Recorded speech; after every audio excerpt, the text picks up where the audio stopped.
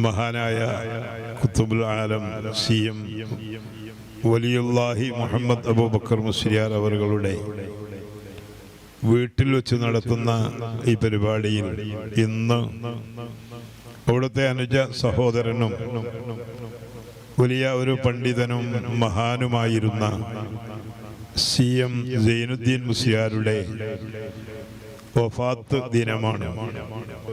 ഒരല്പസമയം അവിടുത്തെ അനുസ്മരണം ബർക്കത്തിന് വേണ്ടി അവിടുത്തെ ഒരു എളിയ ശിഷ്യൻ എന്ന നിലയിൽ ഏതാനും ചില കാര്യങ്ങൾ ഉണർത്താൻ ആഗ്രഹിക്കുകയാണ്.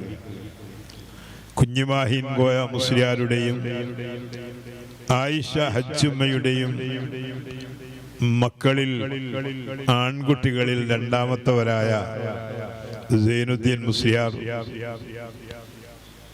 ഈ നാട്ടിലും മറ്റു പല നാടുകളിലും ഖത്തീബും ഖാദിയും മുദർരിസും സേവകനും പ്രവർത്തകനുമൊക്കെയായി തൻ്റെ സേവനം, തൻ്റെ സമയം ചെലവഴിച്ചിട്ടുണ്ട്. മഹാനവറുകൾ അവിടുത്തെ ഉസ്താദുമാരിൽ പ്രധാനിയാണ് അണ്ടോണ അബ്ദുള്ള മുസ്ലിയാർ. അതുപോലെ തന്നെ മഹാനായ CM വലിയുല്ലാഹി മഹാനവറുകളും അവിടെ പഠിക്കുന്ന കാലത്ത് ഇന്ന് നാം കാണുന്നത് പോലെ ഇത്രമാത്രം പരിഷ്കരണങ്ങളോ പുരോഗമനോ ഇല്ലാത്ത ഒരു കാലഘട്ടം ഈ മടവൂർ ജുമാഅത്ത് പള്ളിയുടെ പരിസര പ്രദേശത്തുള്ള രാംബോയിൽ, മുട്ടാഞ്ചേരി, പുല്ലാളൂര്, പാറന്നൂര്, മടവൂരിൻ്റെ വിവിധ സ്ഥലങ്ങളിൽ മതപരമായ കാര്യങ്ങൾക്കും മറ്റു പൊതുകാര്യങ്ങൾക്കും നേതൃത്വം നൽകി വരുന്നത് CM വലിയുല്ലാഹി അവറുകളാണ്. പിതാവിന് ശേഷം കുഞ്ഞിമാഹിൻ കോയ മുസ്ലിയാർ പണ്ഡിതനും പ്രഭാഷകനും വലിയ സൂഫി വര്യനും തരീഖത്തിന്റെ ശൈഖുമാരിൽപ്പെട്ട ഒരാളും നാടിന്റെ നെടുന്തൂണും ഈ പരിസര പ്രദേശങ്ങളിലെ മുഴുവനും ദീനീ സ്ഥാപനങ്ങളുടെ സംരക്ഷകനുമായി. അവരുടെ വഫാത്തോടുകൂടി ആ ദൗത്യം പിന്നെ നിർവഹിച്ചിരുന്നത് CM ശൈഖുന വലിയുല്ലാഹി അവറുകളാണ്. തൊട്ടടുത്ത പ്രദേശമായ ഇവിടുത്തെ ഈ കേന്ദ്ര മസ്ജിദിന്റെ മറ്റൊരു പള്ളിയാണ് മടവൂർ ടൗൺ ജുമാഅത്ത് പള്ളി.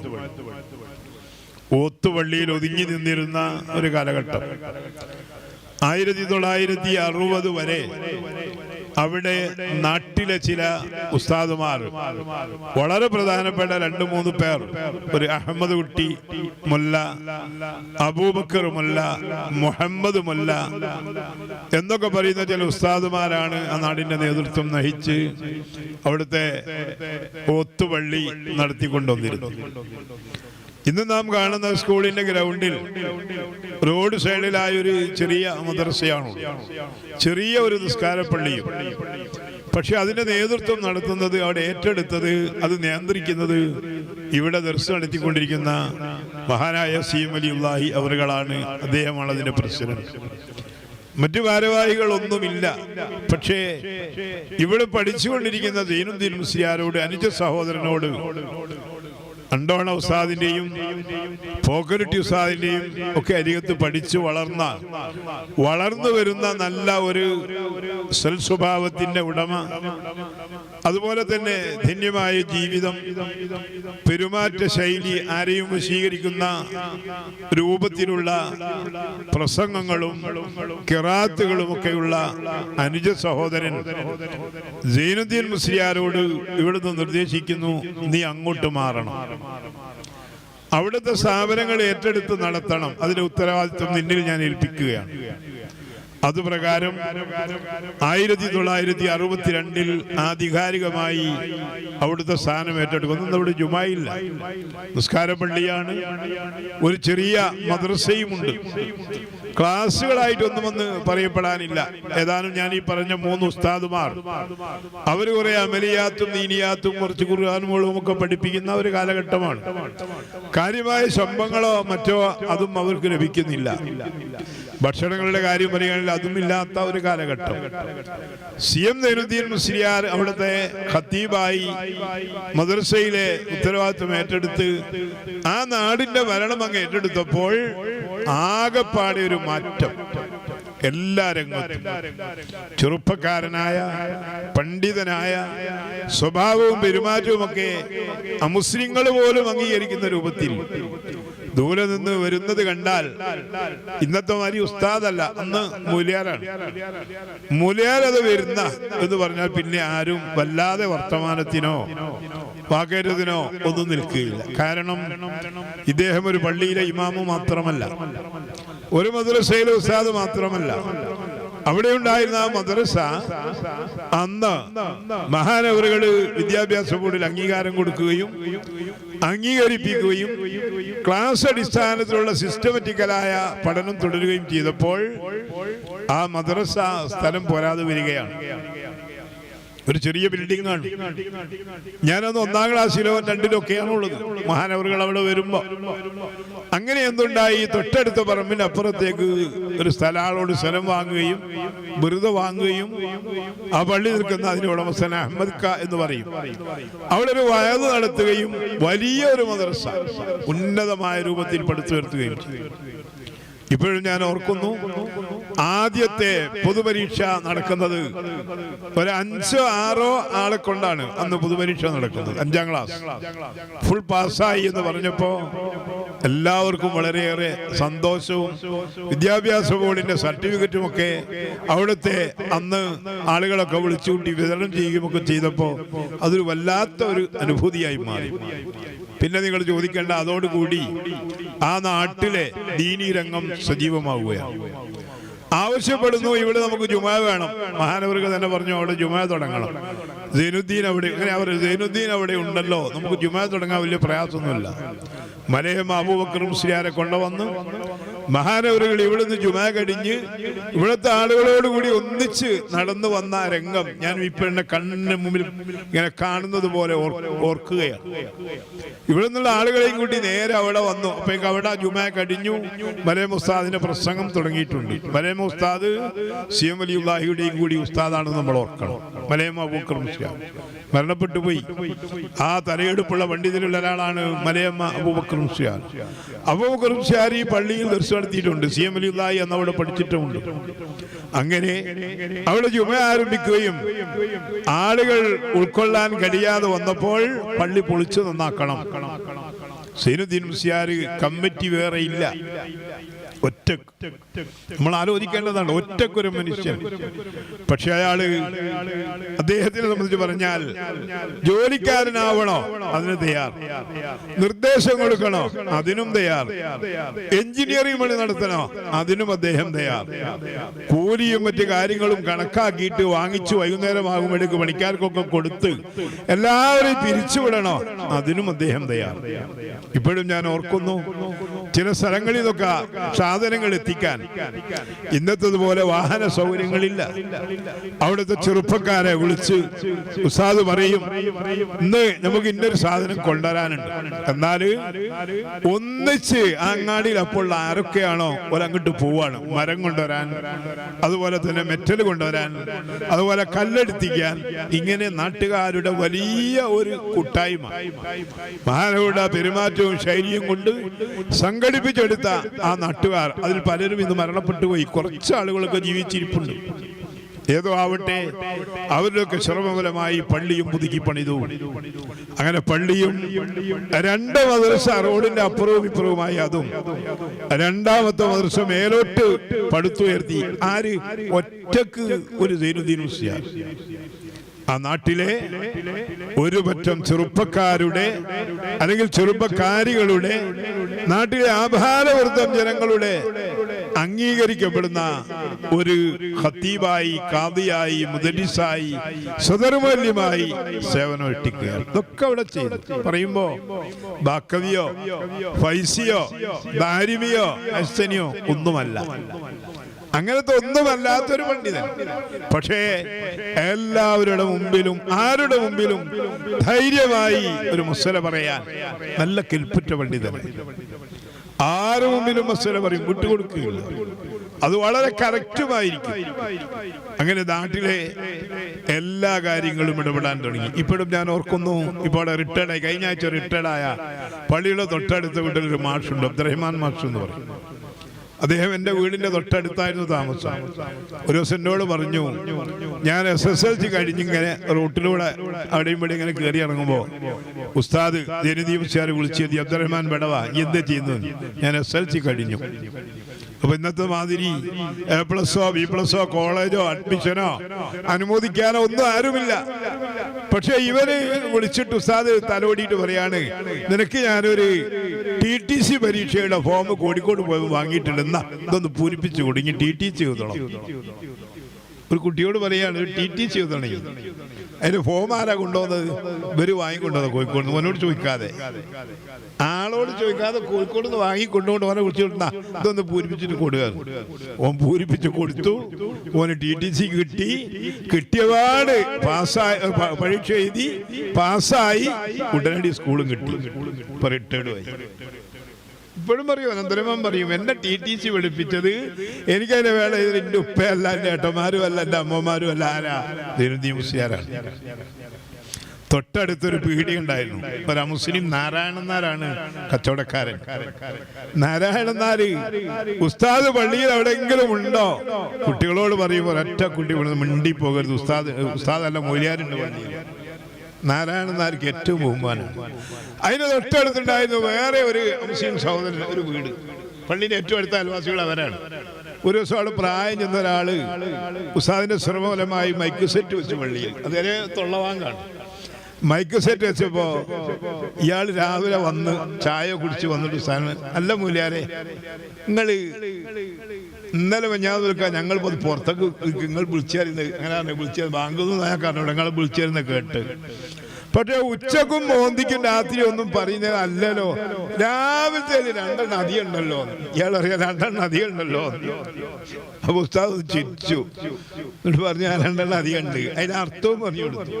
അസ്സലാത്തു ഖൈറും മിനന്നൗം, ഉറക്കിനേക്കാൾ ഉത്തമമാണ് പ്രാർത്ഥന എന്നിങ്ങനെ പറഞ്ഞു കൊടുത്തപ്പോ ഇയാൾ ഇങ്ങനെ കൈ ഇങ്ങനെ വെച്ചിട്ട് പറയാണ്, ഓ ഇത്രയും അർത്ഥമുള്ള ഒരു വാക്കാണത്.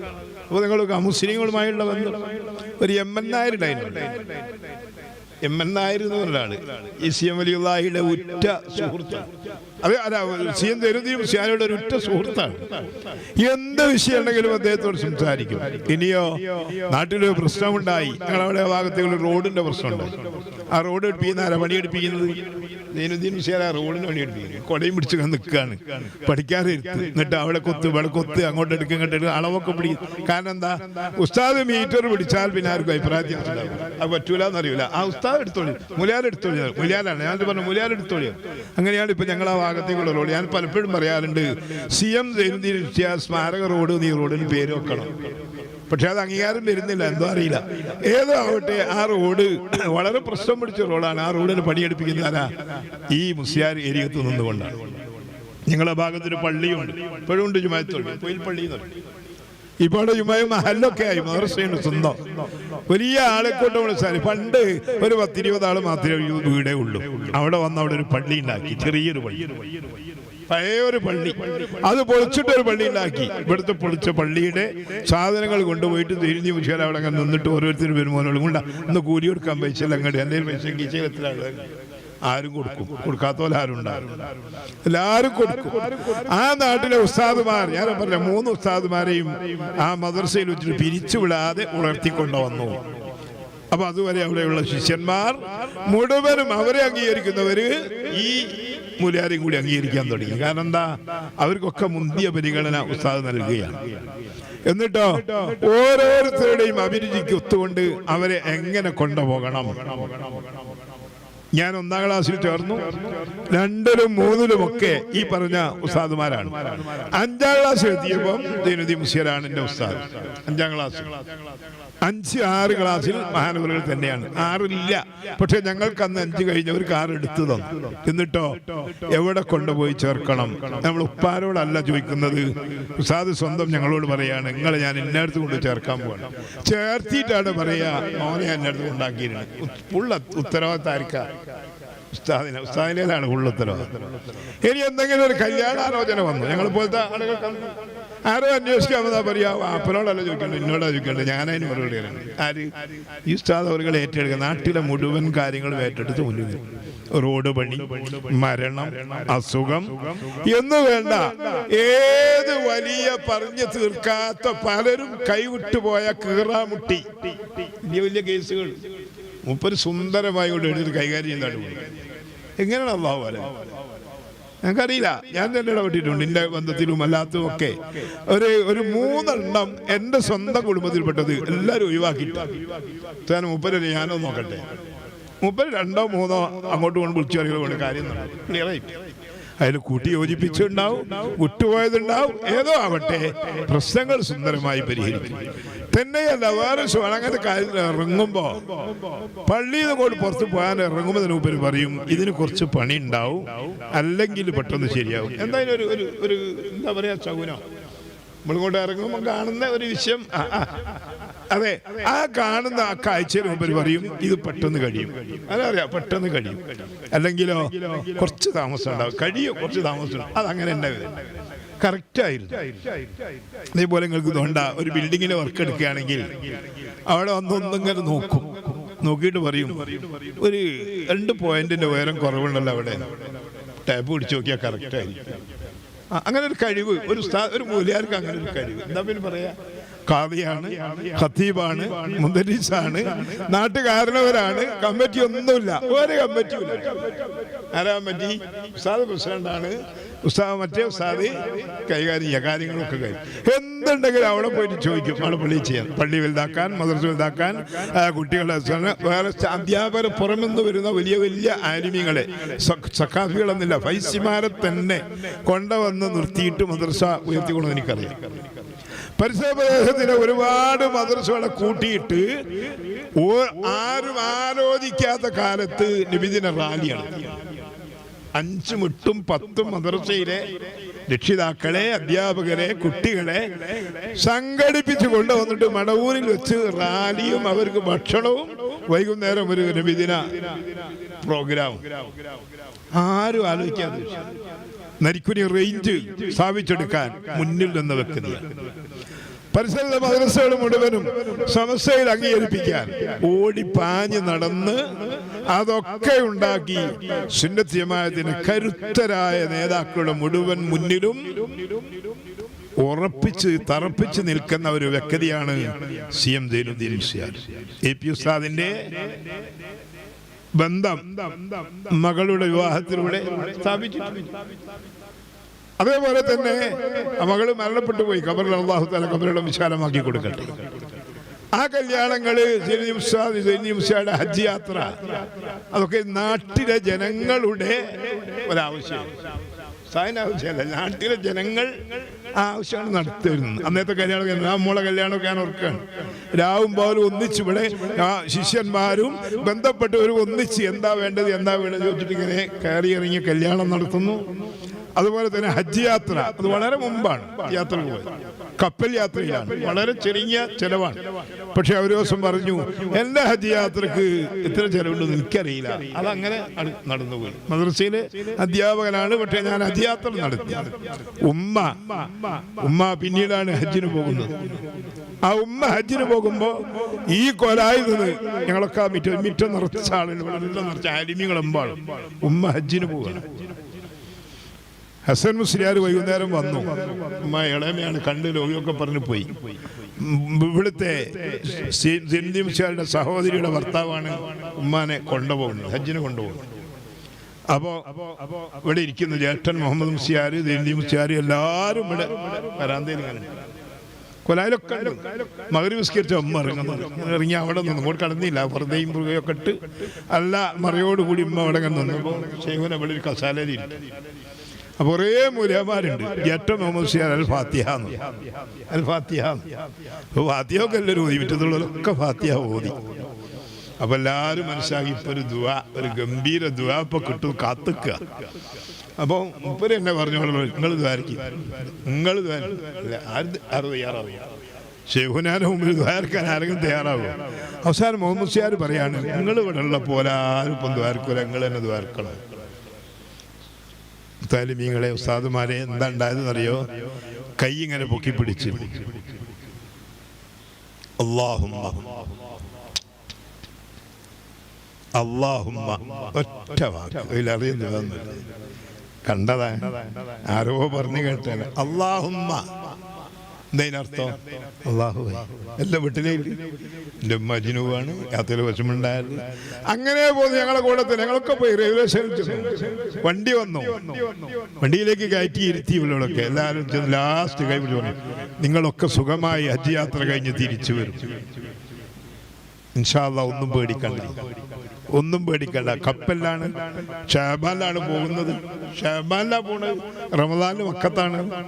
ദുൽഖഅദ് ദുൽഹജ്ജ് കഴിഞ്ഞ് മുഹറം സുബല്ല തിരിച്ചെത്തുന്നത് 3-4 മാസം കഴിയും ഹജ്ജിന് വരും. നോക്കൂ, നിങ്ങൾ അവർക്കൊക്കെ നിർദ്ദേശം കൊടുക്കുന്നു. അതിന് ചെന്ന് മുസ്ലിയാരും ഹജ്ജിന് പോയി വരുന്നു. അന്ന് നാട്ടിലെ മടവൂരെ കാര്യങ്ങൾ ഏറ്റെടുക്കുന്നു. അപ്പൊ സിയം വലിയുള്ളാഹി മറ്റൊരു മർത്തബയിലേക്ക് മാറിയിട്ടുണ്ട്. മഹാനവരുടെ ഇബാദത്തിലേക്ക് കടന്നിട്ടുണ്ട്. ഏകാന്ത ജീവിതത്തിലേക്ക് എത്തിക്കഴിഞ്ഞു. പിന്നെ ഇവിടുത്തെ കാര്യം കൂടി ആരുടെ തലയിലായി? ജൈനുദ്ദീൻ മുസ്ലിയാരുടെ കയ്യിലായി. മടവൂരിൽ നിന്ന് ഇടക്കാലത്ത് ഒരു പിന്മാറി ഇവിടെ വന്ന് ദർസ് തുടങ്ങി. എടാ, ഈ ജുമാഅത്ത് അന്നത്തെ ഈ ജുമാഅത്ത് പള്ളിയിൽ ദർസ് തുടങ്ങി. ഇവിടെ ഖാദിയായി, ഖത്തീബായി, അതോടൊപ്പം അതും നടത്തുന്നു, ഇവിടെ നടത്തുന്നു. എന്താ ചെയ്യാ? പരിസര പ്രദേശത്തൊക്കെ ഉള്ള പള്ളികൾ ഖാദിയാണ്. ചിലപ്പോ കാണാൻ വെള്ളിയാഴ്ച ജുമാക്കൊക്കെ ഞങ്ങളൊക്കെ വന്നാൽ കേഫ് ഇങ്ങനെ ഓതിക്കൊണ്ടിരിക്കുമ്പോൾ ഇങ്ങനെ വിളിക്കും, മാടി വിളിക്കും. കൂട്ടുകാർ, എന്റെ പള്ളിയിൽ ആളെത്തിയില്ല, പോടി പാഞ്ഞു പോള്, ബൈക്കില്ല, എടുത്ത് ഓടിപ്പം ബൈക്കൊന്നുമില്ല, നടക്കന്നെ. ബാങ്കിലായിട്ടുണ്ടാ ഓടി രാമോയിലും മുട്ടാഞ്ചേരി അവിടെ ഇവിടെ ഒക്കെ പോയി കുത്തുപോകുന്നു. ആരാ പറഞ്ഞേക്കുന്നത്? അതോടൊപ്പം തന്നെ ഞാൻ ഇപ്പോഴും ഓർക്കാറുണ്ട്, മുമ്പേ റൂമിൽ നിന്ന് കടന്ന് പുറത്തൊക്കെ ഇങ്ങനെ കടന്ന് പള്ളിയിൽ ഞങ്ങൾ ആരെങ്കിലും ഒന്നിനെ കണ്ടാൽ ആണ് കൈ പിടിച്ചുകൊണ്ട് എണീപ്പിച്ചിട്ട് മുമ്പരാടിരിക്കും, ഇവരെ കൊണ്ട് ഓദിക്കും. എന്തിനാ? എന്നിട്ട് പറയുന്നറിയോ? എന്നെ കൊണ്ട് കഴിയാനിട്ടല്ല, എൻ്റെ ശേഷം ഇവിടെ ഇതൊക്കെ നോക്കേണ്ടവർ നിങ്ങളാണ്. നിങ്ങൾ എങ്ങനെ ഓതുന്നു, എങ്ങനെ നിസ്കരിക്കുന്നു, എങ്ങനെ നേതൃത്വം കൊടുക്കുന്നു എന്ന് ഞാൻ നേരിട്ട് കാണാനാണ് ഞാനിത് ചെയ്യുന്നത്. നിങ്ങൾ വളർന്നു വരൽ എൻ്റെ ആഗ്രഹമാണ്. അങ്ങനെ വളർത്തിയിരുന്ന കുട്ടികളാണ് ഒരുപാട്. അൽഹംദുലില്ലാ. പലപ്പോഴും കബറിൻ്റെ എത്തിയാലും ഞങ്ങളൊക്കെ കരഞ്ഞു പോകും. അവിടെ നിന്ന് കാണിച്ചു തന്ന നിർദ്ദേശമാണല്ലോ ഞങ്ങൾ മുറുകെ പിടിച്ച് കൊണ്ടു നടന്നത് കൊണ്ട് അൽഹംദുലില്ലാ ഒരു സ്ഥാനത്തെത്താൻ, ഒരു പരുവത്തിലാവാൻ, ഒരു രൂപത്തിലായി മാറാൻ അവിടുത്തെ പൊരുത്തം കൊണ്ട് ഞങ്ങൾക്കൊക്കെ കഴിഞ്ഞിട്ടുണ്ട്. ഒരുപാട് ആളുകൾ ഇവിടെ സ്വന്തം മക്കളെ പോലെ പൈസ വായ്പ വാങ്ങിക്കൊടുത്ത് ഗൾഫിൽ അയച്ച കുട്ടികൾ ഈ നാട്ടിലുണ്ട്, ഇവിടെ ഉണ്ട്. അറിയപ്പെടുന്ന ആളുകളായിപ്പോ അവർ മാറിയിട്ടുണ്ട്. സ്വന്തം മക്കളെ അയക്കും പോലെ പൈസ അയച്ച് വായ്പ വാങ്ങി കൊടുത്തിട്ട് എത്തില്ല തോന്നുന്നുണ്ടായാലും ഒരു 10,000 റുപ്യ ഗൾഫ് കൊണ്ട് കയറി എന്നാലും 10,000 റുപ്യ ഉണ്ടാവും, അല്ല 5,000 റുപ്യ. അതില്ലാതിട്ട് ശൈഖുന സാക്ഷി നിന്ന് വാങ്ങിക്കൊടുത്ത് ഗൾഫിലയച്ച് ഒരു ശമ്പളം വാങ്ങി പൈസ കൊണ്ടയച്ചിട്ടുണ്ടാക്കുക, വില കടം പോയിട്ട് ഒക്കെ നേരത്തെ കൊടുക്കാരാ. ചുരുക്കത്തിൽ ഞങ്ങളുടെ മുഴുവനും ഒരു അത്താണി. ആര്? ജൈനുദ്ദീൻ മുസ്ലിയാർ. നാട്ടിലെ ജനങ്ങളുടെ, ആണിന്റെയും പെണ്ണിന്റെയും എല്ലാ ജാതി മതസ്ഥരുടെയും പള്ളിയുടെയും മദ്രസയുടെയും നിക്കാഹ്, കല്യാണം, സൽക്കാരം, മരണം, പ്രശ്നങ്ങള്, പരിഹാരങ്ങൾ എല്ലാം ഖദീജ ബീവി റസൂലുള്ളാഹിനോട് പറഞ്ഞ മാതിരി സത്യത്തിന്റെ ഭാഗത്ത് ഉറച്ചു നിൽക്കും, സാധുക്കളെ സഹായിക്കും. അന്ന് ഇവിടെ ഓതാൻ പോകുന്ന മുത്തഅല്ലിമീങ്ങൾക്കൊക്കെ വളരെ കഷ്ടപ്പെടുന്ന മുത്തഅല്ലിമീങ്ങൾ ഓതാൻ അന്ന് പഠിക്കാൻ പോകും. എല്ലാവരെയും കണ്ടറിഞ്ഞ് വിളിച്ചു വരുത്തി ചോദിക്കും, എപ്പോഴായി പോണേ? ഞാൻ നാളെ രാവിലെ. ഇങ്ങോട്ടാ? കോളേജിലേക്ക്, അല്ലെ ദർശനേക്ക്. അപ്പം എന്തോ തന്നീനോ? ഇല്ല. നന്ന അത് കൈ പിടിച്ചോ? എല്ലാവർക്കും കൊടുക്കും, എല്ലാമത്തേലും. എങ്ങനെ കൊടുക്കുക? അതാരെയൊക്കെ കണ്ട് എന്തൊക്കെയോ വരുമാനങ്ങൾ ഉണ്ടാക്കി വെക്കും. കൊടുക്കാൻ, മുത്തഅല്ലിമീങ്ങൾക്ക് കൊടുക്കാൻ. ഈ നാട്ടിലെ മുത്തഅല്ലിമീങ്ങളെ അങ്ങനെ പഠിച്ചു വളർത്തിച്ച് നിസ്കരിപ്പിച്ച് ഇമാമത്ത് നിർത്തിച്ച് ഖുത്ബ ഓദിച്ച് വഅദ് പറയിപ്പിച്ച് മൂപ്പര് മുന്നിലിരിക്കുന്നുണ്ട്. അതറിയാം, വഴിയിലാതിരിക്കും. ഇന്ന വിജയം വേദന. എന്നിട്ട് ഒരു നല്ലൊരു മോഡറേറ്റർ ആവും. ഒക്കെ കഴിഞ്ഞിട്ട് കൂട്ടി കൊണ്ടുകൊണ്ട് ആദ്യം ആളെന്നെ പോരായി ഉണ്ട്, ഇന്നത് കൂട്ടി കൊടുക്കണം, ഇന്ന കൂടി ചേർക്കണം, ഇന്ന കഥയിൽ പറയണം, ഇന്ന ആയത്ത് ഓതണം എന്ന് പറഞ്ഞു. അങ്ങനത്തെ ഒരു സ്വഭാവത്തിലുള്ള കാണാനോ നല്ല ഒരു ചെറുപ്പക്കാരൻ, ആ കാലത്ത് നല്ല സൗന്ദര്യമുള്ള, നല്ല ശൈലിയുള്ള, നല്ല വേഷവിധാനം, നല്ല നമ്മളൊക്കെ പെടുന്ന ഈ കുപ്പായ വലിയ ഒന്നുമില്ല, അത് വളരെ മുട്ട് വരെ ഉണ്ടാവും, നല്ലൊരു തലക്കെട്ടുണ്ടാവും, പെരുമാറ്റം ഉണ്ടാവും, ആരോടും സംസാരിക്കും, ഏത് സ്ഥലത്തും ആര് ക്ഷണിച്ചാലും പോകും. അങ്ങനെ നേതൃത്വം കൊടുത്തൊരു നാടിനെ, മടവൂരിനെയും ഇവിടെയും. അവസാനം ഇവിടുന്ന് പോയിട്ട് വടകരക്കടുത്ത കണ്ണൂക്കരായത് വരാൻ വലിയൊരു മഹൽ. ഞാനതിൻ്റെ തൊട്ടടുത്ത് മാഹിയിലാണ് ഞാനുള്ളത്. അപ്പോൾ ഈ കണ്ണൂരൊക്കെ ഒരു പോസ്റ്റ് വന്നപ്പോൾ ഞങ്ങളിങ്ങനെ അഭിപ്രായപ്പെട്ടു, ദൈന്യമില്ല നമുക്ക് ഇങ്ങോട്ട് കൊണ്ടുവരണം. അപ്പം എൻ്റെ ഒരു മാമനുണ്ടാണ് പള്ളി, അത് പറ്റുമെന്നു. ഞങ്ങൾ വളർന്ന് ഓരോട് പറഞ്ഞയച്ച്, ഞങ്ങളൊന്നില്ല, ഓരോ പറഞ്ഞയച്ച് കൂട്ടിക്കൊണ്ടുപോയി. കുറച്ചു കാലം അവിടെയും ജോലി ചെയ്തു. അവിടെയും ജനങ്ങൾക്ക് സംതൃപ്തനായ മുസല്ലമായ ഒരു കാലം. കണ്ണൂക്കരാന്ന് കടലെടുത്താണ്. ആ നാട് മൊത്തം സാഹിന് പിന്നിൽ 2 കൊല്ലം കൊണ്ട് മൊത്തം ആളുകളെ കയ്യിലെടുത്തു. അവിടെ പള്ളിക്കും മദ്രസക്കും നാടിനും സേവനത്തിനും. പക്ഷെ അവിടുന്ന് പെട്ടെന്ന് ഇവിടെ വന്നപ്പോൾ അസുഖം പിടിപെട്ടു, ആശുപത്രിയിൽ അഡ്മിറ്റായി. ആശുപത്രിയിൽ നിന്ന് ഈ ദുൽഖഅദ് മാസം 21-ന് ഇന്നത്തെ ഡേറ്റിന് വഫാത്താവുകയും ഇവിടെ വൈകുന്നേരത്തോടുകൂടി കൊണ്ടുവന്നു, ഉച്ചയോടുകൂടി ഇവിടെ എത്തി, വൈകുന്നേരത്തോടുകൂടി ഇവിടെ മറവ് ചെയ്യുകയും അന്ന് സിയമലിയുള്ളാഹി ജീവിച്ചിരിപ്പുണ്ട്. എൻ്റെ ഒരൊറ്റ സംഭവം കൂടി പറയാണ്. പലപ്പോഴും ദിനുദി മുസ്ലിയാരെ കൊണ്ട് പോവുകയാണെങ്കിൽ ഞങ്ങൾ ആരെങ്കിലും ഒക്കെ കൂട്ടിയാൽ വെറുതെ അവിടെ നിൽക്കുക, ബാന്ന് ഇങ്ങോട്ട് വന്നു, ഒന്നും വീരൊന്നും പോലെ അങ്ങോട്ടാന്ന് ബാന്ന് ബസ് വരുമ്പോൾ ഞങ്ങളെ കയ്യാണ്ട് നിൽക്കുന്നതെന്ന് പറയും. നമ്മളെവിടെ എത്തിയിട്ട് അറിയാം നേരത്തെ പോയത്. ചിലപ്പോൾ കൊയിലാണ്ടി കൊല്ലത്തായിരിക്കും, ചിലപ്പോൾ മമ്പർത്താവും. ഓരോ സെന്നോട് പറഞ്ഞു, എനിക്കെന്താ പണി, ഒന്നുമില്ല, നാളെ നമുക്ക് സ്ഥലത്ത് പോകാണ്ട്. എവിടെയാന്ന് ഇനി ഒരു ഡ്രസ്സ് എടുത്ത് കഴിപ്പിച്ചോ, ബാഗും എടുത്തോ, എവിടെയാ നമുക്ക് നാവൂർ പോകണമല്ലോ, ഏർവാടി പോകണം നാളെ. സുബ്ഹാനല്ലാ, ഏർവാടി നമുക്ക് ഉണ്ടാക്കുമ്പോൾ ഏർവാടി, നാവൂര്, മുത്തുപ്പേട്ട, കീളക്കര, പാപ്പാവൂര്, അതിലൊക്കെ പോയിട്ട് തിരിച്ച് ഒരേന്ന് പറഞ്ഞ കാടി 2 ദിവസം ഉണ്ടാവില്ല. അന്നത്തെ തന്നെ വേറെ അർത്ഥാനൊന്നുമില്ല. അങ്ങനെ അതിലൊക്കെ കൊണ്ടുപോയി അടക്ക സിയാറത്തൊക്കെ ചെയ്യിപ്പിച്ച് ചിലപ്പോൾ നമ്മളെന്തോ ചെലവില്ല നമ്മൾ വെച്ചാൽ ചിലപ്പോൾ സ്വീകരിക്കും, ചിലപ്പോൾ ഒരു ഉറുപ്പ്യ ഇങ്ങ് കൊടുക്കണ്ട, ഞാൻ കൊടുത്തു. എൻ്റെ ഉണ്ട്, എനിക്ക് ചിലവാക്കൻ്റെ വേറെ ആൾ തന്നത്. കോഴിക്കോട് പലപ്പോഴും സിയമലിയുള്ളായി താമസിച്ച വീട്ടിൽ പോകുമ്പോൾ നമ്മളാരോ ഇവിടെ ഉണ്ടെങ്കിൽ പറയും, കൈനെടുത്തു പോകാതെ. അങ്ങനെ ചെന്നാൽ നിറഞ്ഞ സദസ്സിലാണെങ്കിലും ഉസ്താദിനെ കണ്ടാൽ പുരക്കാരൻ വിളിക്കും, വേഗം കടക്കാണ്ട് പറഞ്ഞിട്ട് എന്തൊക്കെയാണ് സംസാരിക്കല്. സുബ്ഹാനല്ലാഹ്. അവിടുത്തെ കാര്യം, ഇവിടുത്തെ കാര്യം, ഉമ്മച്ചിൻ്റെ കാര്യം, കുടുംബത്തിൻ്റെ കാര്യം, നാട്ടുകാരുടെ കാര്യം, ആ കൂടുതൽ നമ്മളെ അപ്പൻ്റെ ഉമ്മൻ്റെയും നമ്മളെ പുരക്കാരൊക്കെ എല്ലാ കഥയും ചോദിച്ചറിഞ്ഞ് ഒരു ദിവസം പറഞ്ഞു, നമ്മളെ പള്ളി സൈനുദ്ദീനെ നന്നാക്കണം, ബാവിച്ചിൻ്റെ മക്ബറയുള്ള കബറുള്ള പള്ളി നന്നാക്കണം. അത് വലിയ മഹാനാണ്, നിനക്കറിയോ?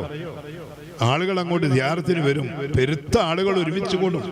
അവിടെ നമുക്ക് വലിയ പള്ളി വേണം. ഞാൻ AP-നോട് പറഞ്ഞിട്ടുണ്ട് പള്ളി ഉണ്ടാക്കാൻ. അന്ന് AP ഉസ്താദ് ശൈഖുന അറിയപ്പെട്ടില്ല, AP-നോട് പറഞ്ഞിട്ടുണ്ട്. പിന്നെ ഒരു ദിവസം പറഞ്ഞു, അത് AP എടുക്കണ്ട, അവിടെ നമുക്ക് തന്നെ എടുക്കാം. അതാണ് AP എടുക്കണ്ട, നമുക്ക് തന്നെ എടുക്കാം. അപ്പോൾ ദീദിമില്ല ചോദിച്ചു, അവിടെ വലിയ പള്ളി ഉണ്ടാക്കാനവിടെ കബറിന് മുകളിലൊക്കെ സ്ലാബ് ഇട്ടാൽ മതി. പിന്നെയോ അവിടെ കുറെ ആസാറുകളുണ്ട്, അത് സൂക്ഷിക്കണം. മിഹ്റാബ്, മിമ്പർ, അതുപോലെ പിന്നെ അവിടുത്തെ ഹൗദ് 4 കരിങ്കല്ലായിരുന്നു. ഹൗദ് 4 കല്ല്, അടിയിലൊരു കല്ല്, 5 കല്ലാണ് ഹൗദ്. അത് മണ്ണിട്ട് മുടി നിർത്തി കളഞ്ഞതാണ്, എടുത്തു മാറ്റിയിട്ടില്ല. മിഹ്റാബും മിമ്പറും വാതിലും പിന്നിലുള്ള വാതിലൊക്കെ സൂക്ഷിക്കണം. മഹാന്മാരുടെ ആസാറുകളുണ്ട് അവിടെയൊക്കെ. നേരിട്ട് പറയുന്നത് സമയത്തുനായ ഞാൻ നേരിട്ട് കേട്ടതാണ്. പിന്നെ പറഞ്ഞു, വലിയ പള്ളി 3 കോണി, ഇപ്പൊ 4 കോണിയുണ്ട് പള്ളി, 3 or 4 കോണിയുണ്ട്. 3 കോണി, മുകളിൽ നിന്ന് ഉതെടുക്കാനുള്ള സൗകര്യം, വിശാലമായ സൗകര്യം. അവിടത്തേക്ക് വരുന്ന ജനങ്ങളെ സ്വീകരിക്കാൻ നിങ്ങൾക്കൊരാളെ കൊണ്ടും കഴിയില്ല. അഞ്ചനോട് പറയാണ്, മടവൂർക്ക് വരുന്ന ജനങ്ങളെ സ്വീകരിക്കാൻ നിങ്ങൾക്ക് ആർക്കും കഴിയില്ല. നിങ്ങളതിന് മെനക്കെടണ്ട. ഏത് പരിപാടിക്കാ അവിടെ പൂർണ്ണമായിട്ട് ഭക്ഷണം കൊടുക്കാൻ കഴിഞ്ഞത് കഴിയില്ല. അന്ന് പറഞ്ഞു, അത് നടക്കും. അങ്ങനെ പറഞ്ഞ് ഒരു ദിവസം പോയപ്പോൾ ചോദിച്ചു, സൈനുദ്ദീനെ നിനക്കെത്ര വയസ്സായി? അങ്ങനെ നിനക്കെത്ര വയസ്സ്? എനിക്ക് ഇത്രയായി. അപ്പൊ എനിക്കോ എന്നെക്കാണ് 2 or 3 വയസ്സധികം നിങ്ങൾക്കുണ്ട്. നമ്മളെ ഭാവിച്ച് എന്നാ എത്ര വയസ്സിലാണ് മരിച്ചത്? എത്രാമത്തെ വയസ്സിൽ? ആ കണക്കിന് നീയും ഞാനും ഒക്കെ മരിക്കാറായിട്ടുണ്ടല്ലേ? നീയും ഞാനും. ഈ നീയും ഞാനൊന്ന് കേട്ടോടുകൂടി ഹിന്ദി മുസ്ലിയാരിനൊന്നും ഇങ്ങനെ തോണ്ടി ഇരിയത്ത് നിൽക്കുന്നതിനൊന്നും തോണ്ടി. നീ കേട്ടോ പറഞ്ഞൊന്നും. ഞാൻ ആദ്യം മരിക്കും എന്നാണ് സൂചന. അതിപ്പോൾ അങ്ങനെ നമ്മൾ തീരുമാനിക്കുക? അള്ളാഹിൻ്റെ അടുത്ത് കിടക്കുന്ന അല്ല, കൈ പറഞ്ഞ കേട്ടോ, ഇതൊരു സൂചന ഇതിലുണ്ട്. സംഭവം അങ്ങനെ തന്നെ സംഭവിച്ചു. നീയും ഞാനും ഒക്കെ മരിക്കാറായി. അതിൽ നീനെ മുന്തിച്ചപ്പോൾ ആദ്യം വഫാത്തായത് സൈനുദ്ദീൻ മുസ്ലിയാർ. പിന്നെയാണ് ഉമ്മയും ഏട്ടനും മഹാനവറുകളും ഒക്കെ വഫാത്തായത്.